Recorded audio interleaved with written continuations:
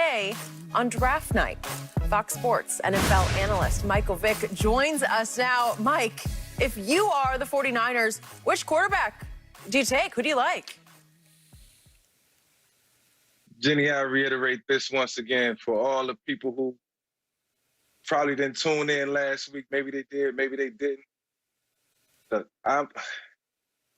these guys are so similar in stature, like I said last week. Big guys, strong arms, can throw the football all across the yard, and they all can run and pass.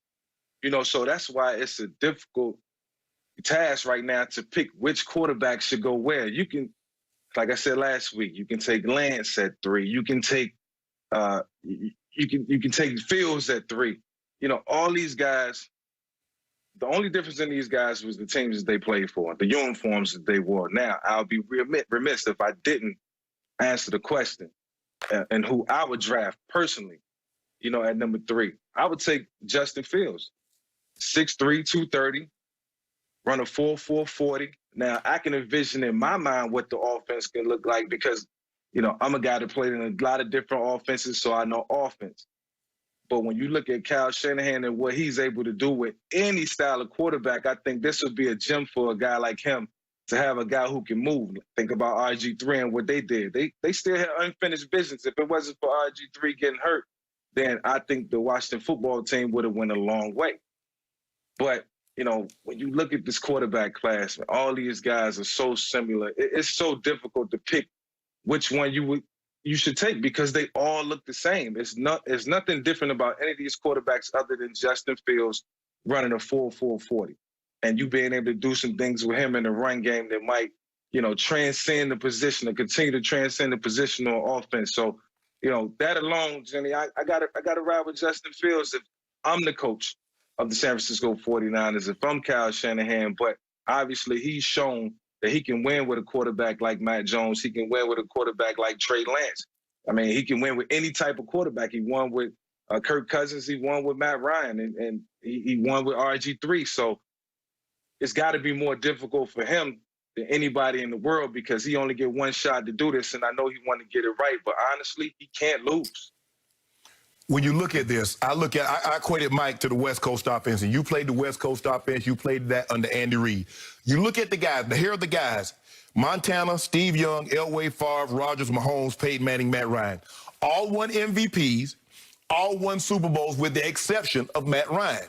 None of these guys was as mobile as Michael Vick, Justin Fields, Trey Lance.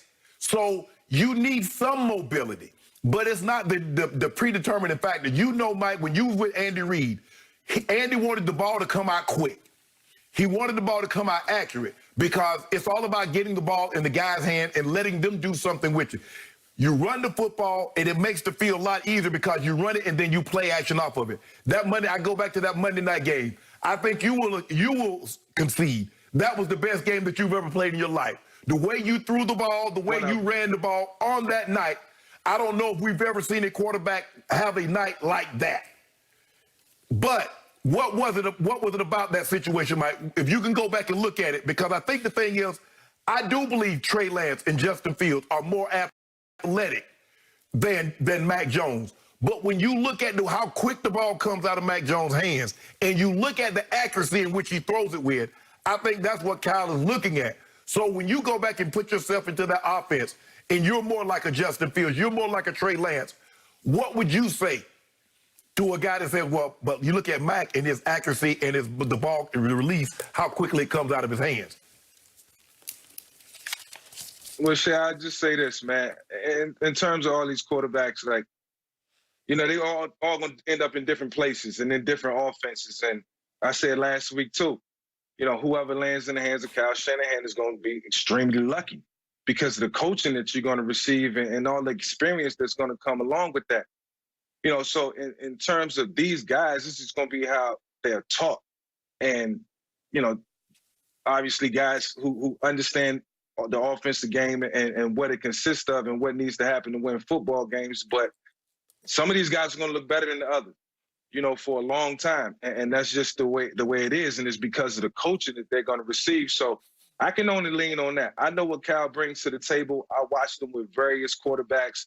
very different quarterbacks, and and I know his system has continued to evolve. You can see run game's still probably the same, but in terms of the passing game, it's a lot of different concepts that's being thrown out there. But every guy's been able to execute at a high level, and so this is a extremely important decision that needs to be made. But when it's made, that guy who lands in that spot at number 3 is going to be extremely lucky. Okay, back to your point about Justin Fields, Michael Vick. I can't argue with it, and if you're right about it, then I would say, and by the way, the great Mel Kiper has said from day one that he believes Justin Fields is the second best quarterback in this draft to Trevor Lawrence. Then I keep asking Shannon this question: why wouldn't the Jets take Justin Fields? Seriously, how did they just engrave in concrete, in stone, in granite that they're going to take Zach Wilson? Because I don't get that. There's more to love about Justin Fields than there is to me about Zach Wilson. But said the Mahomes. What does everybody keep saying? He's Patrick Mahomes. Well, I don't know. Do they really say that? They say he had the throws that he makes. You see the off-balance throws. The Jets just got it out the way. They chose their guy. Look, we're going to take our guy. We're going to stick to it. And, I'm pretty sure they probably thinking like me. You look at all these guys, everybody look equal. So you got to just go with a guy, roll with it. Start the game plan around him right now. What you going to do, what your offense going to look like. You can start the building process premature right now. So I just think that's the phase that the Jets are in. They got to look throughout the whole draft and figure out who they're going to select at various different positions. So they're in a different situation than everybody else. I think the rest of these teams are going to just be able to coast through this draft. But the Jets, they have to win now. Okay, back to Justin Fields. And what I've told Shannon Michael from the start is, from watching him play at Ohio State, he can get hotter than any quarterback in this draft. Because if you just throw in the tape of what he did to Clemson, Brent Venables' defense, he annihilated it. But he was coming off his worst game of the year in the Big Ten championship game. Put that tape in. It's going to give you pause. You're going to sit back and say, ugh, 12 of 27? Really? And his QBR was horrible. He had one of, in college quarterbacks don't have bad QBRs, but he had a horrible one. And they barely hung on and outlasted Northwestern in the Big Ten championship game. And then if you watched, as both Shannon and I did, the Indiana game mid-season, he just had a bad game. Right. He threw 3 picks, and he kept Indiana in a game Indiana had no business in hanging in. So his history will tell you that his future in pro football will have high ceilings, big games, and maybe occasionally he'll just have a bad day at the office. Right. So this brings me back to the guy that I have latched on to. And to me, Trey Lance, if you look at what he did in 2019, I don't care who it was against. I don't care if it was FCS. It was still the school that produced Carson Wentz, who went 2nd overall in the draft. Nobody had any problem with that. Trey Lance was better than Carson Wentz at North Dakota State, because for that 1 year, he threw 28 touchdowns to 0 interceptions. And he is a very gifted, natural runner of the football at 6'4", 224. He's not Michael Vick, but he has easy running ability where he just sees it, feels it. He can make you miss or occasionally run over people, and you can't run over people, as Michael knows, in pro football. But he can do a little bit of that.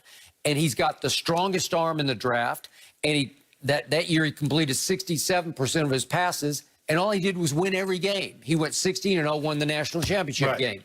And all he did was put up huge numbers, albeit against inferior competition. But I don't know what's not to love about Trey Lance, which is why Todd McShay is reporting the 49ers scouting department is all in on Trey Lance. And there's a clash going on internally for the 49ers between probably Mac Jones and Trey Lance. It's probably boiled down to that. And I wouldn't exclude Justin Fields from this discussion or debate, but in the end, I believe Trey Lance will prove to be the second best quarterback in this draft, and he just might long-term prove to be the best quarterback in this draft. Well, Mike, let me throw it to you like this. Who do you believe right now, if we had to go start a game tomorrow for the 49ers, who do you think is better to start that game tomorrow? Mac Jones, Trey Lance, or Justin Fields? Because that's going to play a role if whether or not Jimmy Garoppolo. I think if Jimmy G's on the roster, that lets me know that probably Trey Lance is going to be that pick. I still believe that Justin can go out and handle it. I think if he can pick up the offense and you know, the wherewithal with these guys and the competence, you know, has to show up early in order to play early. So I can't explain or say, you know, what that scenario would look like or who's best fit to start week 1. You know, who can step out and play right now. The quarterback position is so complex. And, you know, it's not just about what we doing on offense. It's about how you recognize what the defense is doing and how you can react to it. So every single one of these guys are going to have a challenge ahead of them. You know, how do they handle things one down at a time? And how can they control the pace of the play and what's happening within the framework of the offense? And that's going to be determined in OTAs if they have them. That's going to be determined in training camp and preseason. So they should be fortunate or feel fortunate that we have a preseason this year and they can get the reps and they can get the experience. Then we might have a definitive answer on who can step out there and play early. But as of right now, I can't really say, man. I just know all these guys are good prospects. I like Zach. You know, I like Trevor Lawrence. I like what they all bring to the table. And that's big-time arm strength and mobility. And they're going to sustain and be relevant for a long time in the National Football League. So I'm excited about this draft and where these guys are going to go. And I know I'm going to be wrong in terms of some of the things that I've said or where they might go, where they might end up. But for the most part, very intricate and intriguing. I think the biggest thing also, San Francisco built to win right now. This ain't no Jets situation, Mike, where you got through. Yeah. Zach Wilson gets to grow. This ain't about no growing.